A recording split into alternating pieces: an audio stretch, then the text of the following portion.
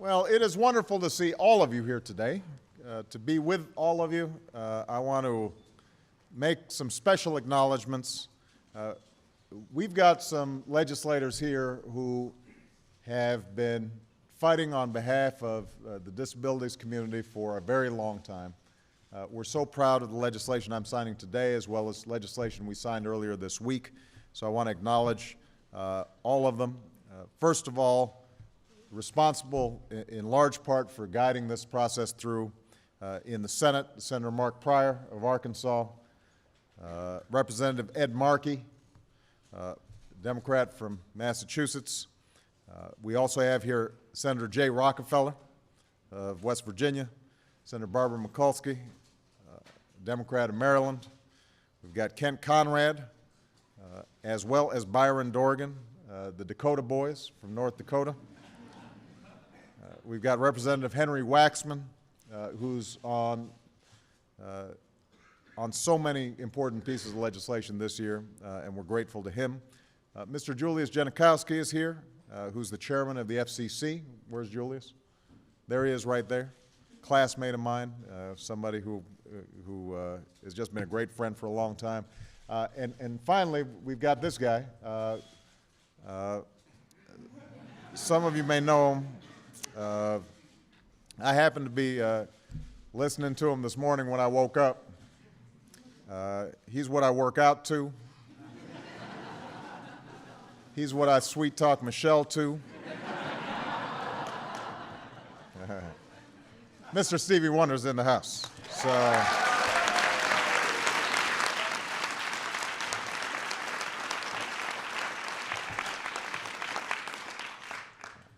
I was doing a little rendition of some of his music to him, and he was kind enough not to laugh. Now, earlier this year, we celebrated the 20th anniversary of the Americans with Disabilities Act right here in the White House. Many of you were here, and it was a moment for every American to reflect not just on one of the most comprehensive civil rights bills in our history, but what that bill meant to so many people. It was a victory won by countless Americans who refused to accept the world as it is, and against great odds, waged quiet struggles and grassroots crusades until finally change was won.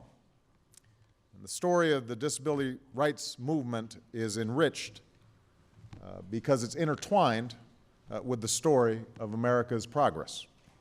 Americans with disabilities are Americans first and foremost, and like all Americans, are entitled not only to full participation in our society, but also full opportunity in our society. So we've come a long way. But even today, after all the progress that we've made, too many Americans with disabilities are still measured by what folks think they can't do instead of what we know they can do. The fight for progress isn't about sympathy, by the way, it's about opportunity. And that's why all of us share a responsibility to keep building on the work of those who came before us. One life, one law, one step at a time. So today we're here to take two more steps on that journey. First of all, on Tuesday I signed Rosa's Law. This is named for a 9-year-old girl. Right there, Rosa, wave to everybody.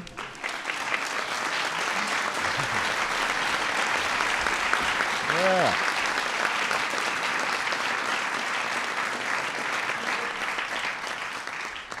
That's some good waving there, Rosa. Rosa Marcelino,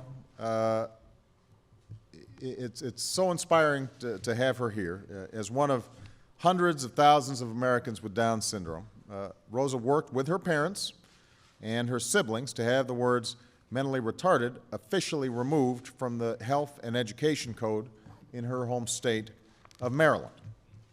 Now, Rosa's Law takes her idea a step further. It amends the language in all federal health, education, and labor laws to remove that same phrase and instead refer to Americans living with an intellectual disability. This may seem to some people like a minor change, but I think Rosa's brother, Nick, put it best. Where's Nick? You right there, Nick? You can wave too. Go ahead. But I want everybody to hear Nick's wisdom here. He said, what you call people is how you treat them. If we change the words, maybe it'll be the start of a new attitude towards people with disabilities. That's a lot of wisdom from Nick.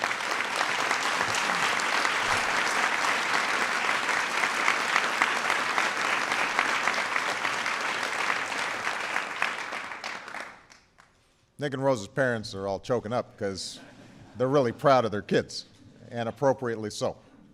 Now, the bill I'm signing today into law will better ensure full participation in our democracy and our economy for Americans with disabilities.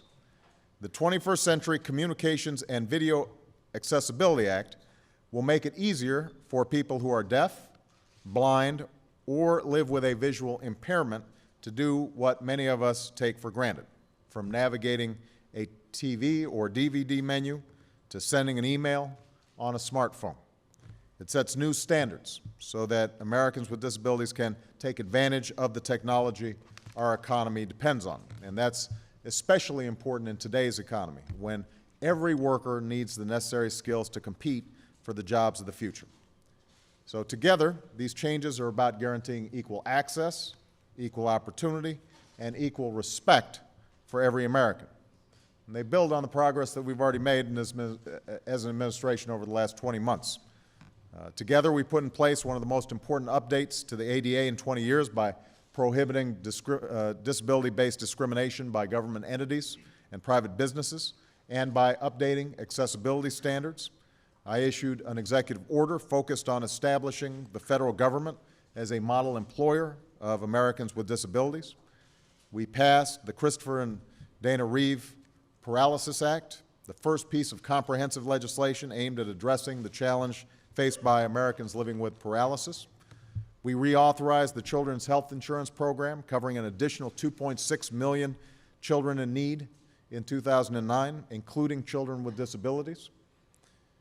And the Affordable Care Act we passed will give every American more control over their health care, and will do more to give Americans with disabilities control over their own lives than any legislation since the ADA. So equal access, equal opportunity, the freedom to make of our lives what we will. Living up to these principles is an obligation we have as Americans and to one another. Because in the end, each of us has a role to play in our economy. Each of us has something to contribute to the American story. And each of us must do our part to continue on this never-ending journey towards building a more perfect union. So I am so proud of the legislators here today. I want to thank all the advocates who helped bring this legislation about. And now I'm very proud to sign the bill.